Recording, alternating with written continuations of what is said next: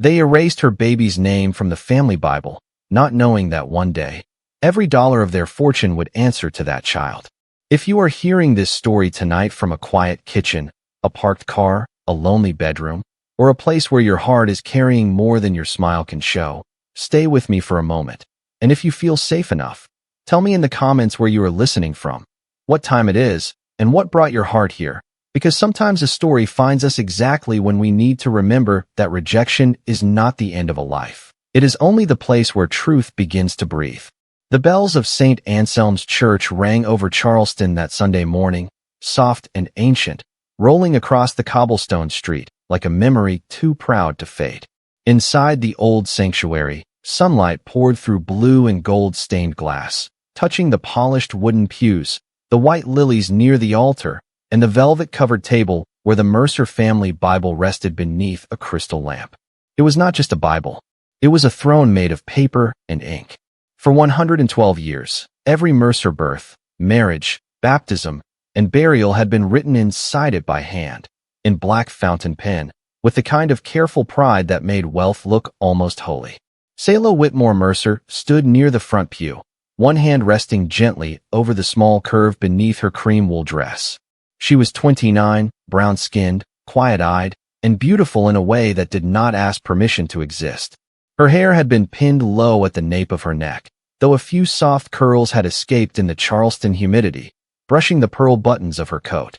Beside her stood Callaway Mercer, her husband, tall and pale in a dark tailored suit, his jaw tight, his blue eyes fixed on the Bible as if the pages might tell him what kind of man he was supposed to be. Across from them, Lenora Mercer watched with a smile as cold as silver. She wore ivory gloves, a black hat, and the calm authority of a woman who had never been told no in her own house. The family had gathered that morning to honor Callaway's late grandfather, the man who built Mercer Maritime from 3 fishing boats into an empire that moved cargo across the Atlantic. One by one, relatives stepped forward to sign the memorial page, their names flowing like ownership. Then Selah moved closer. Her fingers trembled once, then stilled.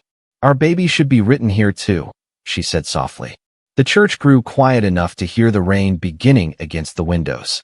Lenora's eyes dropped to Selah's hand on her stomach, then rose slowly to her face. "That child," she said, each word polished and sharp, "has not been accepted by this family." Callaway inhaled, but he did not speak. Selah turned toward him, waiting for the smallest sign of courage, a word, a step, even the pressure of his hand finding hers. Nothing came. Lenora lifted the fountain pen, drew one clean line through Selah's married name on the page, and closed the Bible with a sound that seemed to shake the air. Selah did not cry. She only looked at the closed cover, then at the man she had loved, and in the silence between them, something sacred broke without making a sound. They thought they had erased her place in the Mercer legacy. But beneath Selah's steady hand, the child they refused to name carried the one truth their fortune could not survive without. 3 months before the church fell silent around Selah's unborn child, the Mercer house on the Battery still looked like a dream from the outside. White columns rose toward the second-floor balcony, magnolia trees shaded the brick walkway, and beyond the iron gates, Charleston Harbor glittered in the afternoon sun like a promise no one had broken yet. Tourists sometimes slowed their cars just to look at it, whispering about old money, shipping bloodlines, and the kind of family whose name appeared on museum plaques and hospital wings. But inside that beautiful house, Selah had learned that elegance could be another form of winter. Every room was polished. Every chair was antique. Every silence had rules. She moved through the hallways carefully, not because she was afraid of the marble floors or the portraits watching from the walls, but because she had come to understand that one wrong word at the wrong dinner could become a story repeated by people who never cared to know her heart. Callaway had brought her there 2 years earlier with a smile that made her believe love could be stronger than history. Back then, he had held her hand on the porch while rain softened the city around them, and he had promised that the house would feel warmer once she filled it with her laughter. He was not cruel. That was the part that made everything harder. In private, he remembered how she took her coffee, left notes beside her books, and listened when she spoke about the mothers she helped at the community clinic. He loved her in small rooms, in low voices, in moments without witnesses. But the moment Lenora entered, his courage seemed to fold itself neatly and disappear. Selah noticed it first at Sunday brunch, when Lenora corrected the way she pronounced an old family name. Then at a charity luncheon, when a woman asked if Selah worked for the Mercer Foundation and Lenora smiled before Selah could answer. Then at dinner, when Brennan Mercer raised his glass and joked that Calloway had always enjoyed surprising the family, even with his choice of wife. Calloway's fingers tightened around his fork, but his mouth remained closed. Selah learned to smile with grace. She learned to breathe through polished insults. She learned that loneliness could sit beside a husband at a table for 12. The morning she found out she was pregnant, she stood alone in the bathroom holding the test with both hands, sunlight touching the tiny window above the sink. For one bright second, the whole world softened. She imagined Calloway's face opening with wonder, imagined a nursery with blue curtains, imagined a child running barefoot across the harbor lawn. But when she told him that evening, his joy came first, quick and real, lighting his face like the man she had married. Then his eyes shifted toward the closed study door, where Lenora was waiting. And in that brief glance, Selah felt the future change temperature. The dinner happened 2 nights after Selah told Calloway about the baby. In the long, formal dining room, where every candle seemed too tall, every silver knife too bright, and every portrait on the wall too eager to judge. Rain tapped softly against the windows, turning Charleston Harbor into a blur of gray light beyond the glass. Selah wore a pale blue dress because it made her feel calm, and because calm had become the only armor she trusted. Calloway sat at the head of the table, close enough for her to see the tension in his hands, but far enough to feel like a man standing on the opposite side of a river. Lenora had arranged the evening herself. No guests, no staff moving in and out, just family, though Selah had never felt less like family in her life. Brennan arrived late, smelling faintly of expensive cologne and rain, with the careless smile of a man who believed every room belonged to him. He kissed his mother's cheek, nodded at Calloway, and looked at Selah's stomach for half a second too long before taking his seat. The first course was served in silence. Crab bisque in porcelain bowls, warm rolls folded into linen, crystal water glasses catching the chandelier light. Then Lenora placed a cream-colored envelope beside Selah's plate. "This is only a precaution," she said, her voice smooth enough to pass for kindness if no one listened closely. Selah looked down at the envelope but did not touch it. A precaution for what? Lenora folded her gloved hands. For the family. For the company. For clarity. Calloway closed his eyes for a moment. Brennan leaned back in his chair. "These things become complicated," he said lightly. "Especially when there are questions people will naturally ask." Selah lifted her gaze to him. "What questions?" Brennan's smile thinned. "About timing. About appearances. About whether the Mercer name should be attached before everything is properly verified." The room became very still. Selah heard the rain, the faint tick of the grandfather clock, the quiet breath she forced herself to take. Lenora slid the envelope closer. "You will sign a statement agreeing that the child will have no claim to Mercer assets until the board determines what is appropriate." Selah turned to Calloway. Not to Lenora. Not to Brennan. To her husband. "Do you believe this baby is yours?" His face tightened with pain, but pain was not protection. Love without courage did. "Not warm a room." "Selah," he said softly, "my mother only wants to avoid a scandal." The words settled over her like cold ash. For a long moment, she said nothing. Then she reached for her wedding ring, slipped it from her finger, and placed it on the white linen beside the untouched envelope. The small sound it made was gentler than a whisper, and somehow final. "Then let there be no scandal," she said, her voice steady. "Only truth." Lenora's expression did not move. Brennan looked almost amused. Calloway stared at the ring as if it had become heavier than the whole house. Selah rose from the table with the grace of a woman refusing to be reduced. She did not raise her voice. She did not beg. She did not explain the sacredness of a child to people who had chosen paperwork over a heartbeat. She walked past the silver, the candles, the family portraits, and the man who had loved her only where no one powerful could see. Behind her, the envelope remained unopened. In front of her, beyond the rain-dark hallway, a different life was waiting, and for the first time in that house, Selah did not feel afraid of leaving it. Selah left the Mercer house before sunrise, when Charleston still belonged to mist, gulls, and the low hum of delivery trucks moving through sleeping streets. She packed only what could fit into 2 suitcases, 3 dresses, a box of clinic notes, her mother's worn recipe cards, the ultrasound folder, and the old pocket watch Calloway had given her on their first anniversary, its silver case engraved with a tiny anchor. She did not take the pearl earrings Lenora had once called appropriate. She did not take the car Calloway had insisted was hers. She did not take a single dollar from the Mercer accounts, because there are some kinds of help that arrive with invisible chains, and Selah had already felt enough metal around her heart. The wedding ring remained on the dining room table, lying beside the unopened envelope like a quiet answer. Outside, the air smelled of salt and rain. She called a rideshare from the corner instead of the front gate, standing beneath a live oak tree while the house behind her glowed softly through its tall windows.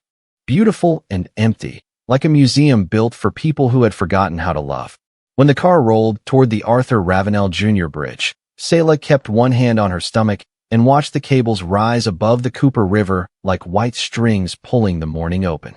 Halfway across, her phone lit up with Calloway's name. She looked at it until the screen went dark. Then it lit again, and again. Each time, she felt the ache of wanting him to be different, not sorry, not confused, not trapped between wife and mother, but different in the only way that mattered. Brave. By the time the bridge disappeared behind her, she had stopped waiting for the call to become courage.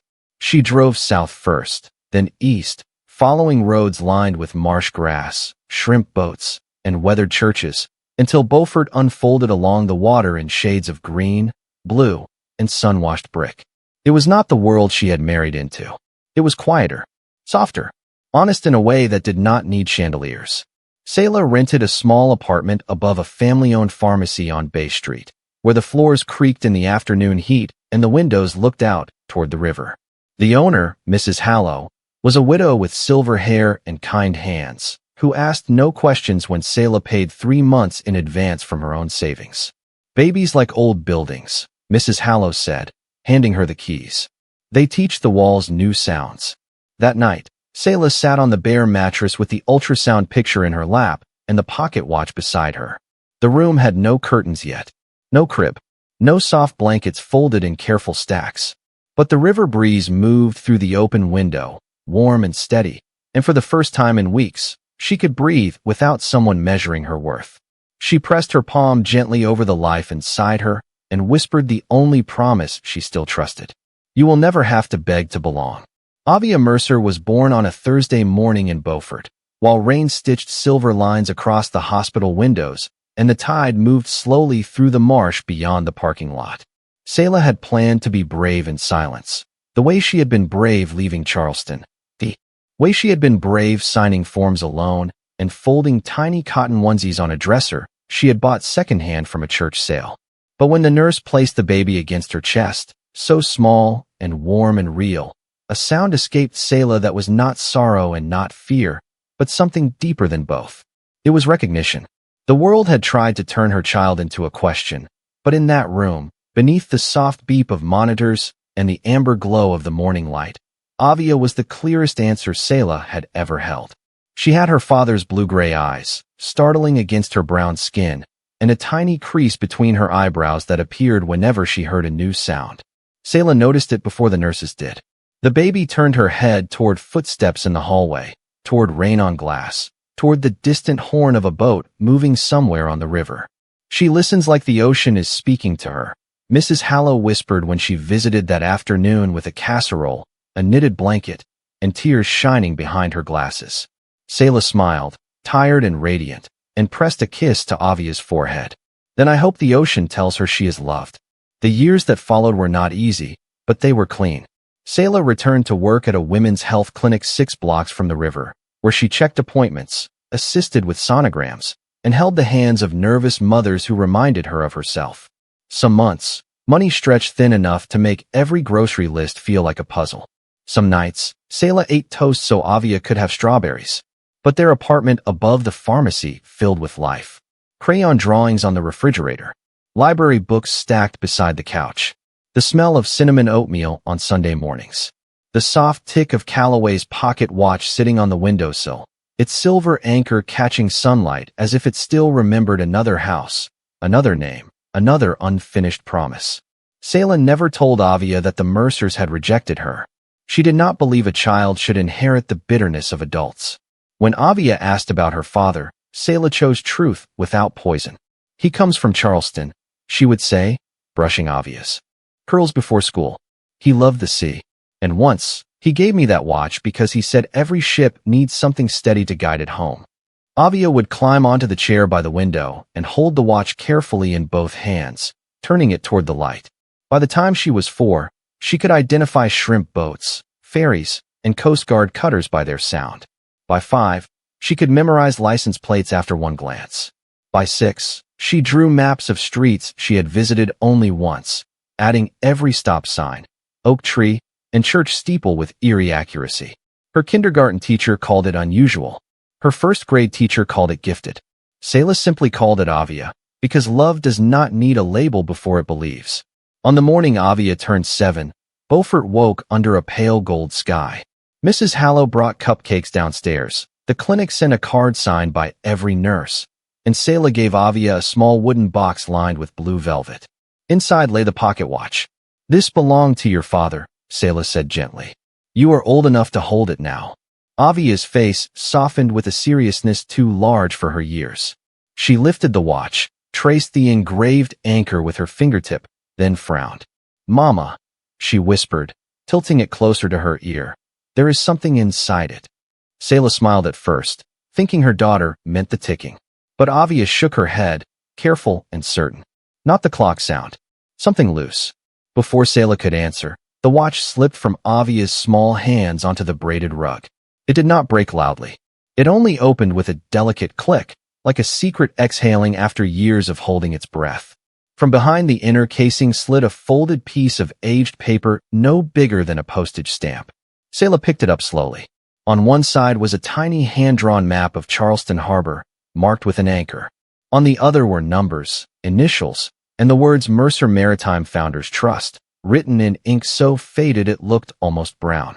The room seemed to narrow around the paper, the watch, and the child looking up at her with her father's eyes. Selah did not understand what she was holding yet, but she felt, with a mother's quiet certainty, that the past had finally found the door. Selah did not take the paper to Charleston. Not at first. She carried it in her purse for 3 days, folded between Avia's school picture and a grocery receipt, as if keeping it close might help her understand why her hands trembled every time she looked at the faded ink. The words Mercer Maritime Founders Trust meant something, of course. Everyone in the Lowcountry knew that name. It was painted on shipping containers, printed on charity plaques, whispered in business articles with the same respect people gave to old cathedrals. But the tiny map, the anchor mark, the initials, and the strange sequence of numbers felt less like a memory and more like a door someone had hidden inside time. On Friday afternoon, after her shift at the Women's Health Clinic, Selah walked with Avia to a narrow brick office near the Beaufort County Courthouse, where a brass sign read Orson Vale, Estate Law and Historical Trusts. Mr. Vale was not the kind of lawyer the Mercers would have hired. He wore brown suspenders, kept lemon drops in a glass jar, and had a desk buried beneath paper files, old maps, and legal books thick enough to stop the afternoon light from reaching the floor. But Mrs. Hallow trusted him, and Selah had learned that some of the safest doors in life did not look expensive from the street. Orson Vale studied the paper beneath a magnifying lamp while Avia sat beside Selah, swinging her feet gently above the floor. The old lawyer said nothing for so long that the clock on the wall seemed to grow louder. Finally, he removed his glasses and looked at Selah with an expression she could not read. "Where did you get this?" Selah's fingers closed around the pocket watch in her lap. "It was inside a watch that belonged to my husband." A careful pause followed. "Your husband is Callaway Mercer?" The name entered the room like a cold draft. Selah lifted her chin. "He was." Mr. Vale leaned back slowly, as if the chair beneath him had become less certain.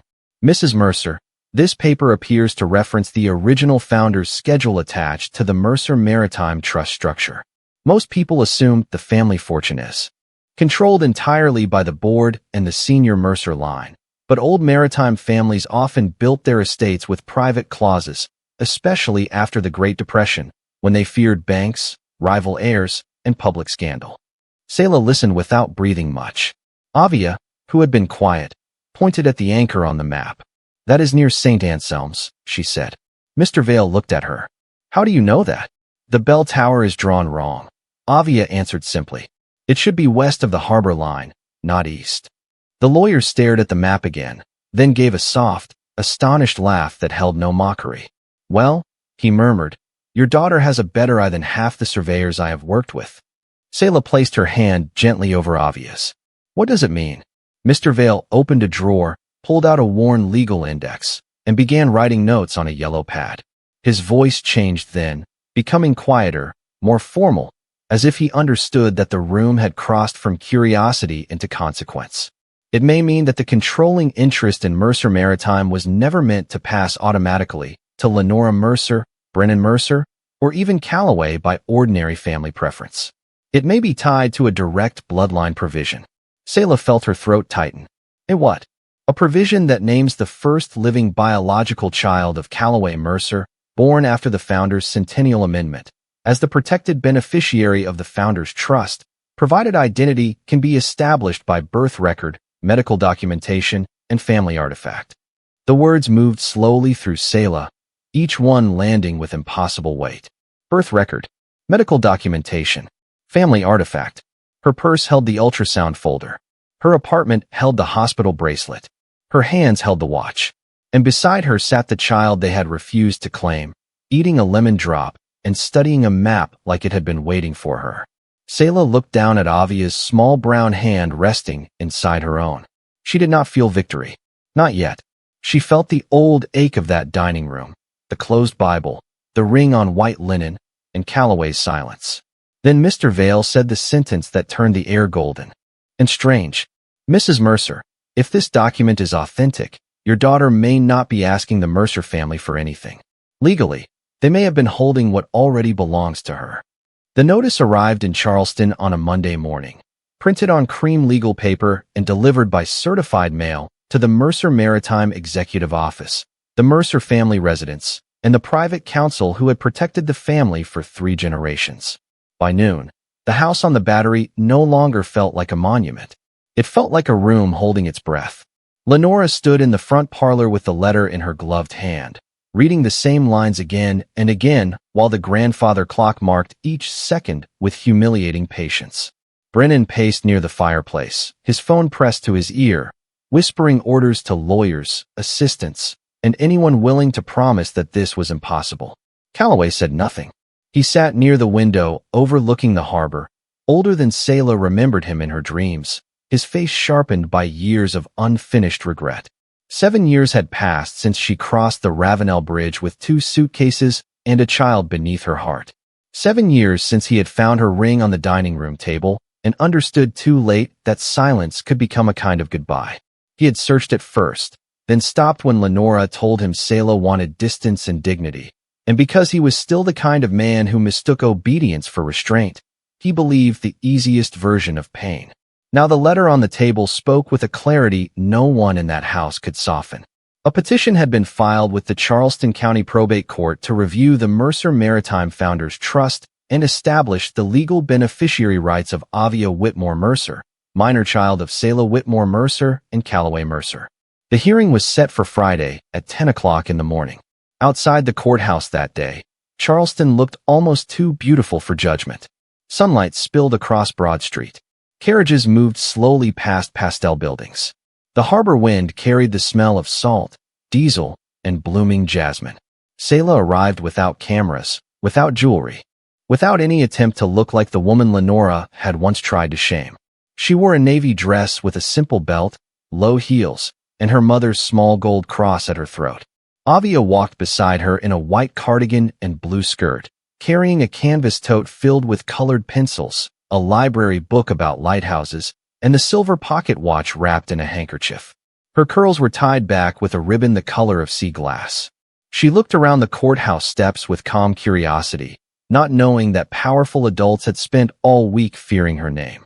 Orson Vale met them at the entrance, his brown leather briefcase heavy with documents, certified copies, trust records, medical files, and the tiny folded map that had waited inside the watch for more than a century of Mercer pride. "Are you ready?" he asked gently. Selah looked at her daughter, then at the courthouse doors. "I did not come here to punish anyone," she said. "I came because a child should not have to grow up erased." In the hearing room, every wooden bench seemed to recognize the weight of old money. Lenora sat in the front row, dressed in pale gray, her posture perfect, her expression carved from stone. Brennan sat beside her, restless, polished, and pale beneath his confidence. Then Calloway turned. For a moment, the years fell away with painful softness. His eyes found Selah first, then Avia, and whatever breath he had been holding seemed to leave him all at once. The child looked back at him, not with fear, not with need, but with the innocent steadiness of someone seeing a stranger who somehow mattered. Selah guided Avia to the petitioner's table. The room settled. Papers shifted. The judge entered.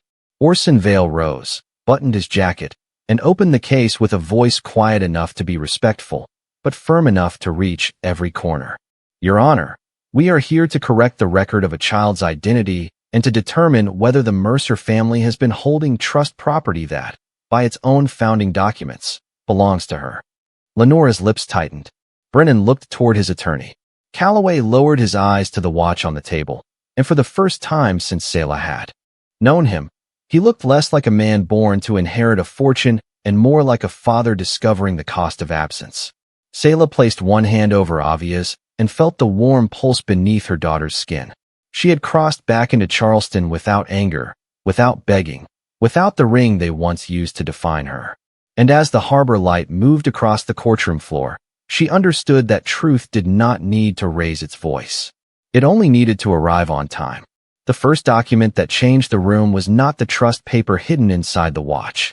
It was a medical letter dated 7 years earlier, printed on hospital letterhead, signed by a physician in Charleston, and addressed to Calloway Mercer. Orson Vale presented it with quiet care, as though even paper could carry pain if handled too quickly. The judge read silently. The attorneys leaned closer. Lenora's face did not move, but one gloved hand tightened around the clasp of her purse. Brennan stopped whispering. Calloway looked at the page, and something in him seemed to recognize the shape of a truth he had been denied. "This letter confirms prenatal paternity testing requested during Mrs. Mercer's pregnancy," Orson said. The result identified Mr. Calloway Mercer as the biological father with legal certainty. The letter was delivered to the Mercer residence and signed for by a member of the household staff. The hearing room became so quiet that Avia's pencil rolling across the table sounded like thunder softened by distance. Selah reached out and stilled it with 2 fingers. She had never seen that letter. For 7 years, she had carried the memory of Calloway's silence like a stone in her chest, believing he had chosen doubt over her. But Calloway was staring at the signature record as if the floor beneath his life had opened. "I never received this," he said, his voice low, almost unfamiliar. Lenora's attorney rose quickly, but the judge lifted one hand. "Sit down, counsel." Orson continued, placing a second document beside the first. "We also obtained a sealed internal memorandum from Mercer Maritime Council, noting that recognition of Mrs. Mercer's child would trigger the founder's trust, beneficiary clause, and remove discretionary control from the current family board." Brennan's color drained. Lenora looked toward the windows, where harbor light cut across the courtroom in clean white lines. It was Calloway who stood then, not with anger, but with a stillness that felt more devastating. "Mother," he said. One word. A lifetime inside it. Lenora did not answer. She did not need to. Silence had been the family language long before Selah entered that house. The truth settled over the room, heavy and undeniable. They had not only rejected Selah. They had hidden proof, protected power, and let a child grow up outside her own name because money had seemed safer than mercy. Calloway turned toward Selah, and for the first time, he did not look like a Mercer heir, or a chairman, or a man trained to survive behind polished manners. He looked like someone finally seeing the wreckage left by his obedience. "I failed you before I even knew how to be a father," he said, each word quiet, broken open, and clean. Selah held his gaze. Part of her wanted the apology to reach backward and change the rain, the dinner, the bridge, the years when Avia asked simple questions with impossible answers. But time did not bend for regret. It only revealed what love had lacked when courage was required. Avia looked between them, her small hand resting on the pocket watch. "Is he my dad?" she asked softly. Selah's breath caught, but her voice stayed gentle. "Yes, baby. He is." Calloway closed his eyes for 1 second, as if the word dad had touched a place wealth had never reached. When he opened them, there were tears he did not try to hide. Not dramatic tears. Not the kind that asked to be forgiven. Just the quiet evidence of a man who had inherited everything except the moment that mattered most. The judge called for a brief recess, and chairs shifted around them, but Selah did not move. Neither did Avia. Neither did Calloway. Across the room, Lenora sat perfectly upright, surrounded by the ruin of her own control, while the child she once refused to name traced the engraved anchor on the watch and waited for the grown-ups to tell the truth without making it smaller. The ruling came just after noon, while sunlight rested across the courtroom floor in wide golden squares. The judge confirmed Avia Whitmore Mercer as the protected beneficiary of the Mercer Maritime Founders Trust, and with that one measured decision, the fortune that had been guarded by pride, silence, and old family fear was placed under the name of the child they had once refused to welcome. No one cheered. Selah would not have wanted that.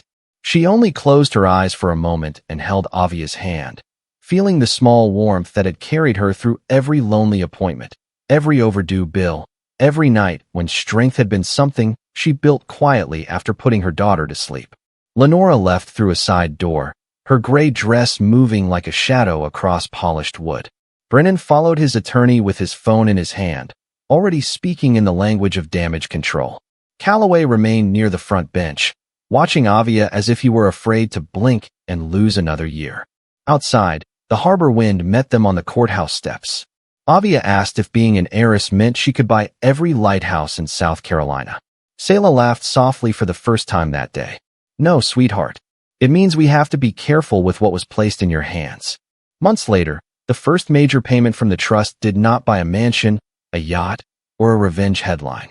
It funded the Avia Whitmore Foundation, helping children whose names had been questioned, delayed, or denied in courtrooms, hospitals, and family records. Selah kept the apartment in Beaufort for a while, because peace had lived there before money arrived. Calloway began visiting every Saturday, not as a man demanding a second chance, but as a father learning how to earn a first one. He brought books about ships, listened more than he spoke, and never once asked Selah to forget.